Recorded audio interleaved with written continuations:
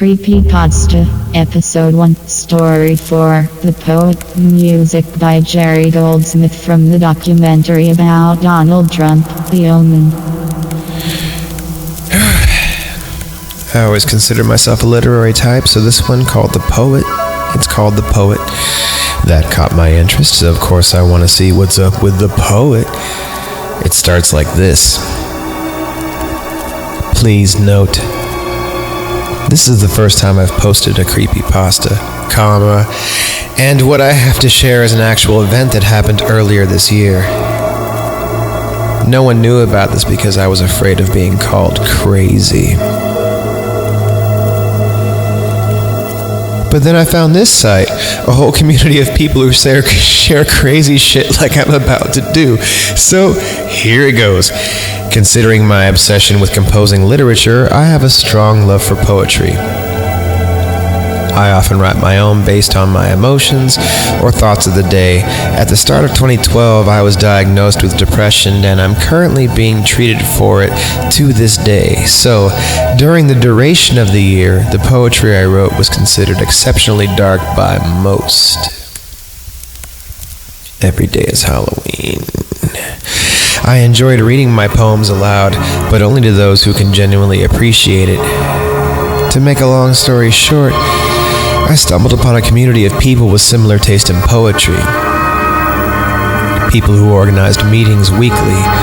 Based on the Dead Poets Society, obviously, we gathered once a week in a church, branch of the Cavalry Chapel, the founder purchased. Precisely at 11:30 p.m. on Saturday. You had until 11:37 to be inside and seated.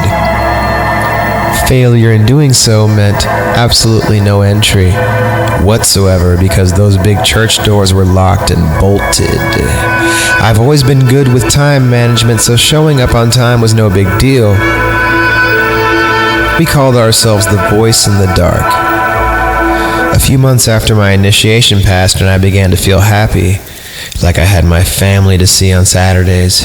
For the first time in a long time, I was happy. Our schedule inside the church was very uniform. One person would read their composition, then the next, and so forth. We had to just be done by 12:30. Our set of rules was easy. Applaud after each reader, and use inside voices, no verbal interruptions. Most importantly, though, outside the church, there was no church.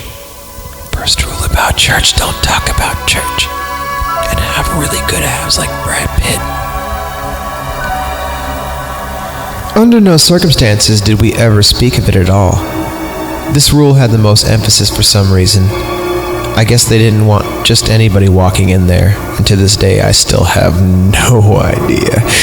One night, my last night at the church was something I will never forget. I was in the church, a few readers got up and read, and proceeded to sit back down shortly after, but then something different happened. A man I've never seen before approaches the podium, and he spoke Spanish. The first person I'd ever seen who didn't speak English in the church. Weird, I thought to myself. He took a spot and began to read. This is when it became a little too disturbing for me to handle, if you know what I mean. The stranger began to smile as he read, but I couldn't understand why. I mean, after all, I am definitely not bilingual. He began to smile even wider and even started laughing. About 5 minutes passed and it was making me too uncomfortable. I got up to, quote, go to the bathroom, unquote, until I knew he had finished. From the restroom I could hear his voice muffled but couldn't make out the words. As the stranger proceeded reading his poem, the volume and intensity of the man's voice began to raise, louder and angrier by the second. He began to scream in a sinister-like tone. I can honestly say at this point, I was terrified. Goal! No, because seriously, I'm Mexican, and that just sounds like when people talk to each other, but okay. Then instantly, the voice completely stopped. 30 seconds passed and then a different voice started again, but this voice wasn't muffled. It was crystal clear, but there was no way it was a different reader. Like I said, only 30 seconds had passed. No way they could transition speakers that fast, but I wasn't hearing anything I'd ever heard before. The language is what I thought to be someone speaking in tongues.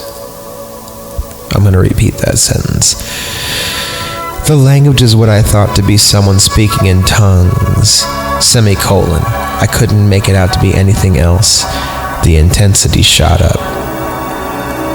Far more loud and angry than the first voice. I heard screaming in this bizarre language. I sat there completely mortified, and then once again, silence. The sweet feeling of relief overcame me. I stood up and reached for the doorknob of the little bathroom. Oh, we're in the bathroom. Suddenly I fell to my knees, my ears ringing. I've never been so stunned. I heard the loudest banging sound I had ever heard in my entire life. Even louder than that time, I heard my parents through the bedroom wall. With my hands covering my ears, I opened the door and stumble out. Down the aisle. Smoke misted up from each of the benches. I stumble off my knees and onto my feet towards the middle of the rows. What I saw will haunt me forever. My heart sank when I witnessed all 36 members slouched over in their seats, completely and utterly lifeless. Fucking Mexican. I'm Mexican, so I can say that I'm not being racist. Stupid. In all their laps lay a .44 Magnum, all smoking from the openings of the hot barrels, period. The 36 members have a gaping hole in the top of their head from the multiple suicides, period. My body sank. Period. I was appalled at this horror, I couldn't believe my eyes, period. The man reading was nowhere to be found, dead or alive. Because of those Mexicans, they know how to drive with the handcuffs on. That's why they have those tiny steering wheels. He was gone, vanished. I called the police, and I was taken in for questioning. They must have thought I was Mexican, too. I can't explain these events. What happened? Who was that man? Why was I the one not killed? But the last thing I can remember hearing from that man was, I am the voice in the dark. Pinche way. No way, pinche way.